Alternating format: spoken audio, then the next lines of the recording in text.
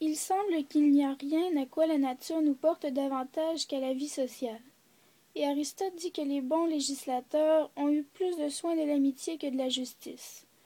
Or, le plus haut degré de perfection de notre vie sociale est l'amitié dont je vais vous parler.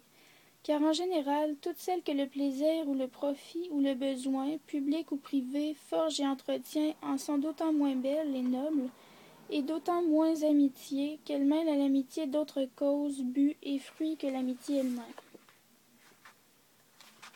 Ni ces quatre espèces anciennes, naturelles, sociales, hospitalières et vénériennes n'y correspondent, qu'elles soient prises individuellement ou ensemble. Des enfants au père, c'est plutôt du respect. L'amitié se nourrit de communication qui ne peut exister dans ce cas étant donné la trop grande inégalité qu'il y a entre eux. Et elle nuirait peut-être au devoir de la nature, car d'une part toutes les pensées secrètes des pères ne peuvent être communiquées aux enfants, afin de ne pas engendrer une familiarité déplacée, et d'autre part les avertissements et les reproches qui sont un des premiers devoirs de l'amitié ne pourraient être adressés aux pères par leurs enfants. Il y a eu des nations où par usage les enfants tuaient leurs pères et d'autres où les pères tuaient leurs enfants pour éviter les embarras qu'ils peuvent se causer quelquefois, et naturellement la prospérité de l'un dépend de la ruine de l'autre. Il y a eu des philosophes qui ont dédaigné cette couture naturelle, par exemple Aristippe, qui, quand on lui rappelait l'affection qu'il devait à ses enfants, parce qu'ils étaient sortis de lui, se mit à cracher en disant que cela aussi en était bien sorti, et que nous engendrions bien des poux et des vers. Et cet autre que Plutarque voulait amener à s'accorder avec son frère lui répondit « Je n'en fais rien, dit-il, plus grand cas parce que nous sommes sortis du même trou. En vérité, c'est un beau nom plein d'amour que celui de frère, et c'est pourquoi lui et moi nous donnâmes ce nom à notre alliance.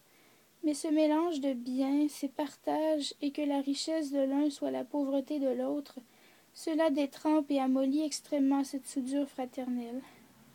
Les frères ayant à avancer sur le même chemin et au même train, il faut nécessairement qu'ils se heurtent et se bousculent souvent.